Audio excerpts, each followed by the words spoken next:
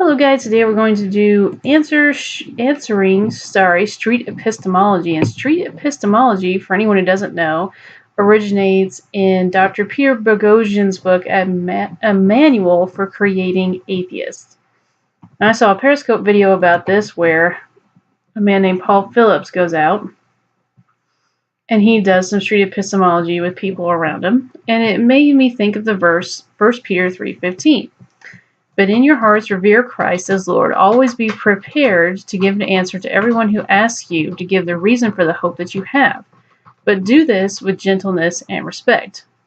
So that's why I thought it was important to make this video, because a lot of times we're not really taught to think, why do I believe this? We're told we should think that, but we're not actually taught to think that, if you know what I mean. So there's about, let me see here, 13 questions. So let's just start with question 1. What is a deeply held belief you would not mind talking about today? I believe in and lead my life as a Christian. To be specific, I believe that Jesus was a man, lived a perfect life, died and rose again. I believe he's completely God and completely man. He's my intercessor between God and the Father. God the Father and me, That I'm possessed of the Holy Spirit, which guides me. So, question 2, next logical step, why do you believe it? I base this belief on my experiences. I base it on ancient writings of the Bible and the experience I have applying the concepts that are in the Bible. So then you ask, question 3, on a scale to 0 to 100, how would you rate your confidence? And I would say 100% that this is true. And what brought me from no belief to 100%? And that's question 4. So my answer to this is kind of just a window into what brought me there, but basically this is it. So answer 4 is paranormal experiences. I've had things moving that nobody, has moved. There's no scientific reason that it is moving, things like that. Being touched when no one was there, being spoken to when no one was there. I play with the Ouija board, and I've had cast spells that did work. I had experiences with Christians when I was younger, and there's always this undercurrent of peace. And they're not poor, and they're not super rich usually, but they seem happy in both of those things. They knew how to live life instead of just winging it or just sort of not, there was no panic. It's just, okay, this is just what we're doing. And they always seem to have time for people. Then later on in my life, I had what people call a God experience. And basically what that was like is I knew it was Jesus in the room. I could feel a presence there, and I was filled with peace that I had never experienced before.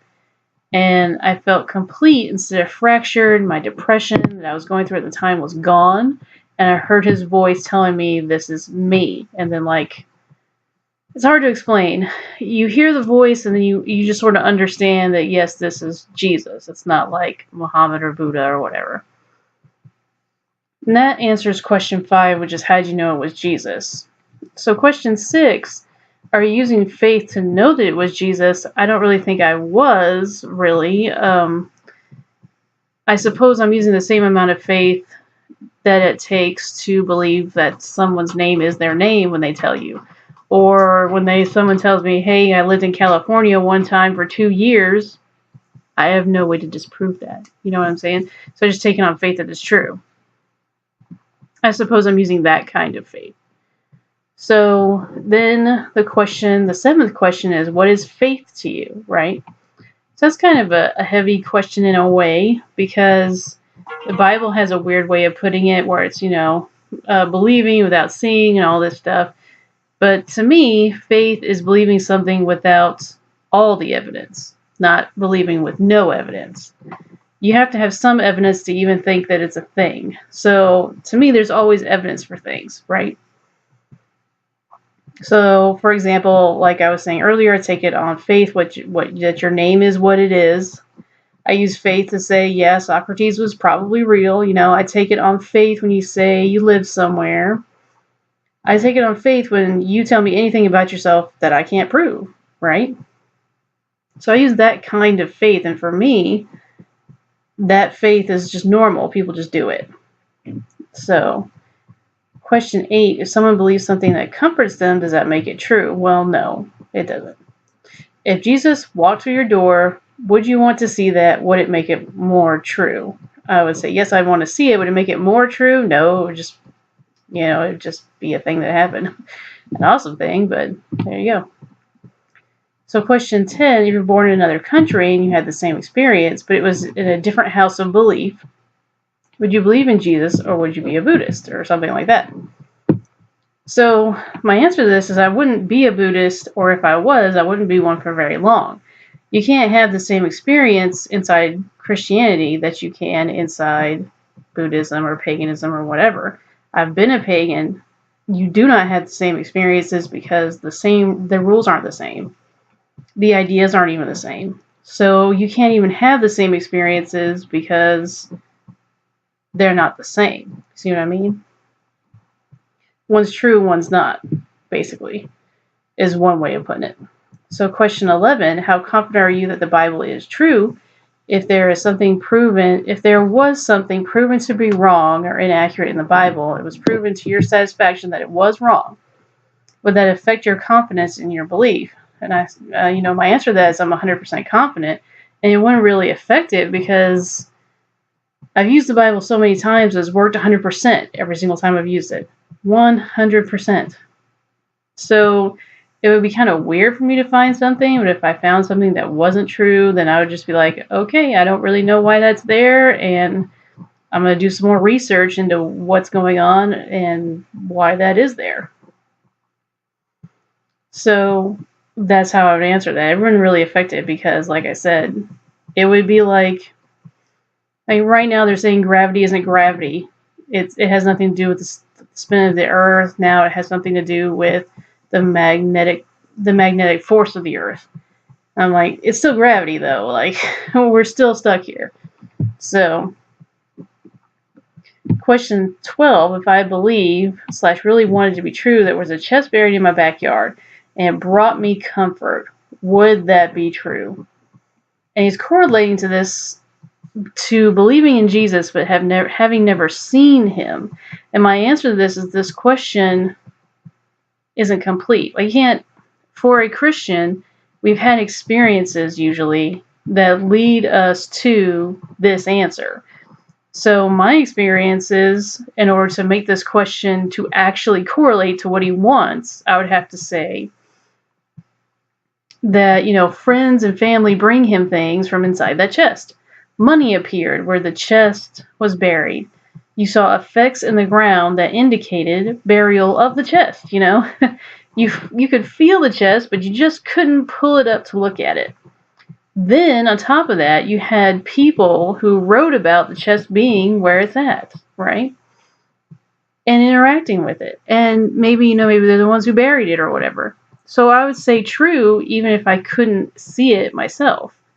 But if I kept pulling up, if everything else started saying, okay, but yes, this is here, there's no reason for me to say, no, it's not. So that's the way I would answer that. Question 13. Okay, so we're at the end. He's told by other people in other religions that and that are healed by their faith healers, and they go through similar experiences as Christians, and that's what he's been told. So how do we know that Christianity is true and not the other ones, right? So my answer to that is I go back to when I was searching. I looked at what backed up the physical truths I saw, right? I know the Greek gods aren't real because I can go to Mount Olympus and see that they aren't real. And these other gods aren't real because all you see there is people with more power. That's all you see there. They're not actually like a god creator who cares. They're just people with more power. So it's just stories about ourselves, really. Christianity is the only heavy relational religion where it's all about how we treat each other, how we interact with God. It even has like food laws in there where you don't have to follow them anymore, but you can now, and it's great. It's perfect. It'll keep you perfectly healthy if you do. It's the only one that, there's so much that I've talked about before that shows that made me land where I was in Christianity.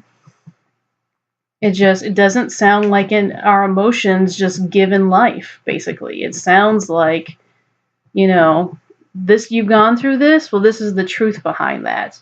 This is how you deal with it, which is not something people can tell you. People out here are on the same level you are. We have to have something outside of ourselves to go, okay, you're going through this, so does everybody else. This is how you handle it successfully. And I think that Christianity tells you how to do that. So that's it for me, guys. That's my 13 questions. I'll have this down in the description so you can go through it. You can read my answers.